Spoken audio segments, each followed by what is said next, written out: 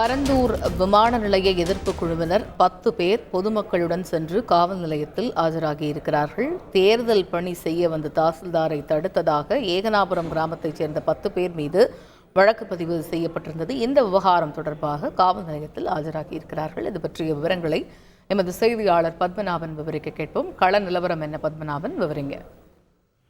காஞ்சிபுரம் மாவட்டம் பரந்தூர், ஏகனாபுரம் உள்ளிட்ட 13 கிராமங்களை உள்ளடக்கி சுமார் 4750 ஏக்கர் நிலப்பரப்பில் சென்னையின் 2வது பசுமை விமான நிலையம் அமைக்கப்படும் என மத்திய மாநில அரசு அறிவித்த நாள் முதல் ஏகனாபுரம் உள்ளிட்ட பல்வேறு கிராமங்களைச் சேர்ந்த மக்கள் 636 நாட்களாக பல்வேறு கட்ட போராட்டங்களை நடத்தி வருகின்றனர்.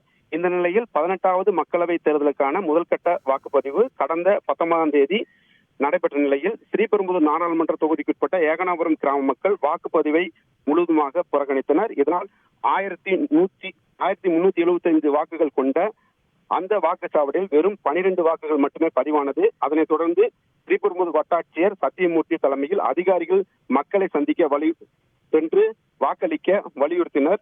இச்சூழலில் கிராம மக்களுக்கும் வருவாய்த்துறையினருக்கும் வாக்குவாதம் ஏற்பட்டது. பொதுமக்கள் ஸ்ரீபெரும்புதூர் வட்டாட்சியர் சத்தியமூர்த்தியை சிறைப்பிடித்தனர்.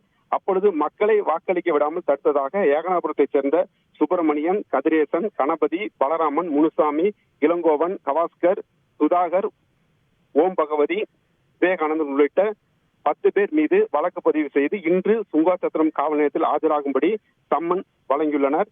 அதனைத் தொடர்ந்து வழக்கு பதிவு செய்யப்பட்ட 10 பேர் உட்பட கிராம மக்கள் தற்போது சுங்காசத்திரம் காவல் நிலையத்தில் ஆஜராகியுள்ளனர். இதனால் சுங்காசத்திரம் காவல் நிலையத்தில் பரபரப்பு நிலவி வருகிறது. தகவல்களுக்கு நன்றி பத்மநாபன். செய்திகளை உடனுக்குடன் தெரிந்து கொள்ள உடனே சப்ஸ்கிரைப் பண்ணுங்க.